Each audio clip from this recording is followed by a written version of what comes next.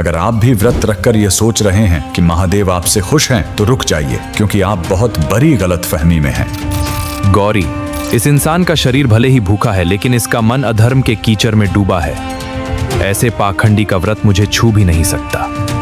आखिर क्यों महादेव ने एक ऐसे पापी शिकारी को चुन लिया जिसने अनजाने में मांस खाया था? आज व्रत का वो खौफनाक सच जान लो जो आपकी रूह कंपा देगा। ये कहानी है लुलुब्धक नाम के एक क्रूर शिकारी की। उसे न धर्म का पता था, न महादेव का। महाशिवरात्रि का दिन था। वो शिकार की तलाश में जंगल में भटक रहा था। भूख से उसका पेट जल रहा था और प्यास से गला सूख चुका था। रात हुई तो वो एक बेल के पैर पर चढ़कर बैठ गया। उसे नहीं पता था कि उस पैर के नीचे एक शिवलिंग है जो सूखे पत्तों से ढका हुआ था। ठंड के मारे वो कांप रहा था। उसने अनजाने में बेल के कुछ पत्ते तोड़े और नीचे फेंक दिए। वो सीधे शिवलिंग पर गिरे। प्यास बुझाने के लिए उसने अपनी मशक से पानी निकाला। कुछ बूंदें शिवलिंग पर गिर गईं।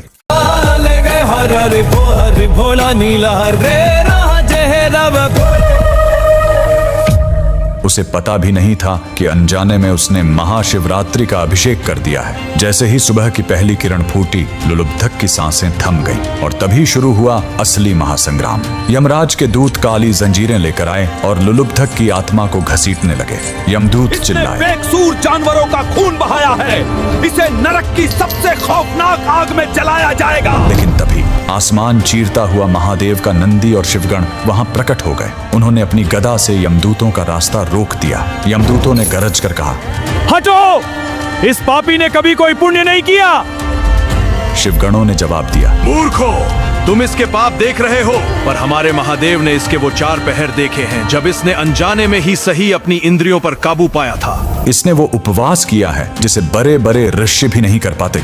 यमदूतों को पीछे हटना पड़ा। शिवगणों ने लुलुब्धक की आत्मा को उठाया और उसे सीधे शिवलोक ले गए। उपवास का असली मतलब क्या है? उप यानी निकट और वास यानी बैठना। उस रात वो शिकारी डर और भूख की वजह से खुद के निकट रहा। महादेव कहते हैं, अगर आप दिन भर भूखे हैं लेकिन आपके मन में लालच और नफरत है, तो वो व्रत नहीं, सिर्फ खुद को सजा देना है।